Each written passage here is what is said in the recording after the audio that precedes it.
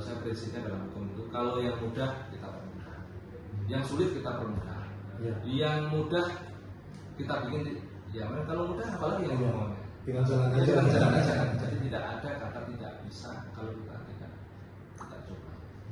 Jadi prinsipnya kita datang, kita sapa, kita edukasi. Kalau kita tidak pernah datang, mereka tidak pernah kita edukasi. Dan kalau kita tidak pernah edukasi, tidak ada ceritanya masyarakat itu sadar tentang hukum. Harus kita yang mengundang. Kita yang aktif berpendapat di masyarakat. Jadi mengenai sasaran bagi banyak.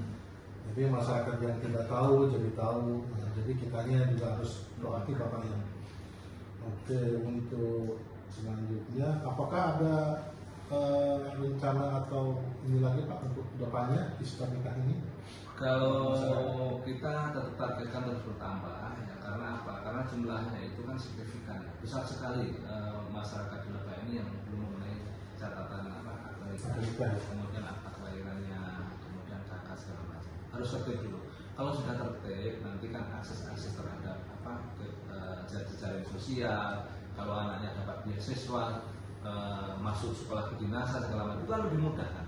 Lebih mudah dan itu mempermudah anak-anak mereka, generasi mereka.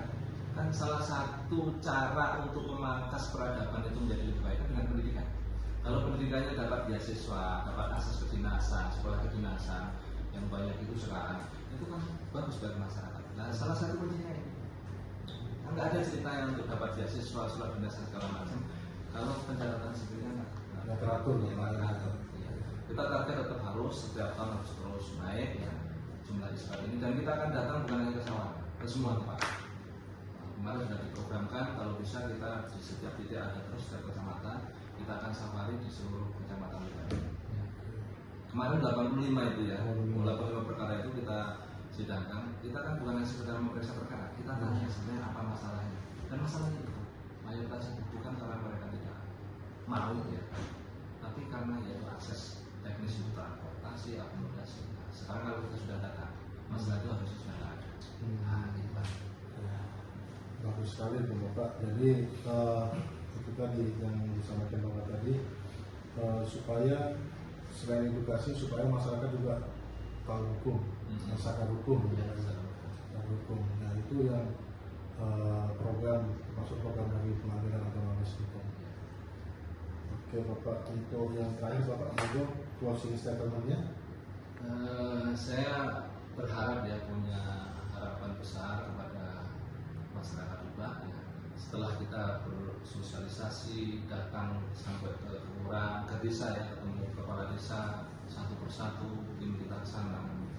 Kita ingin bersinergi membangun Lebak ini, kalau bisa dalam beberapa tahun nanti bebas orang tidak.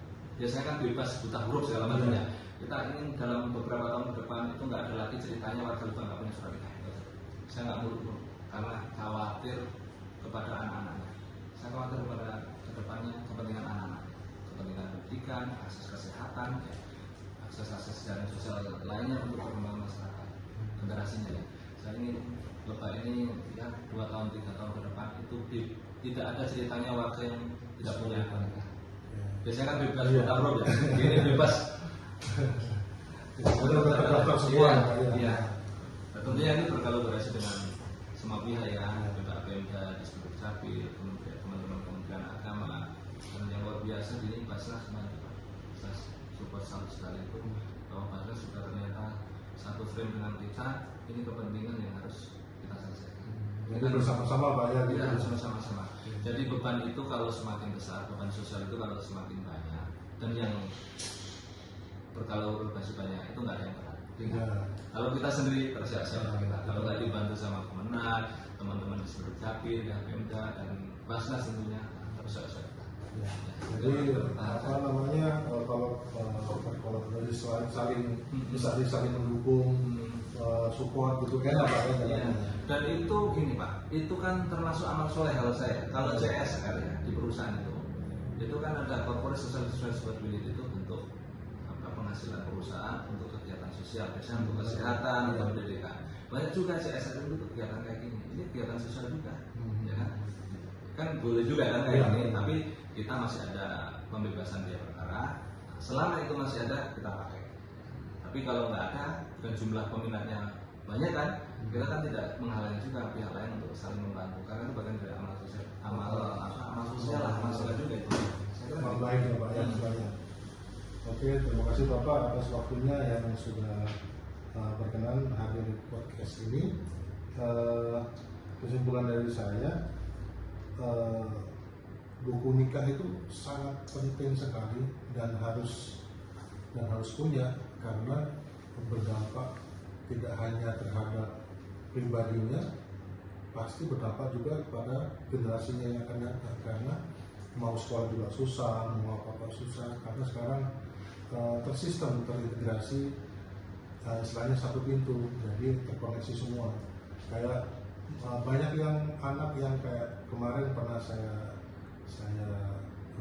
hadapi, itu anaknya mau daftar TNI atau polisi terbentur dengan buku nikah tadi, karena orang tuanya banyak ada yang tidak punya buku nikah, itu jadi kendala.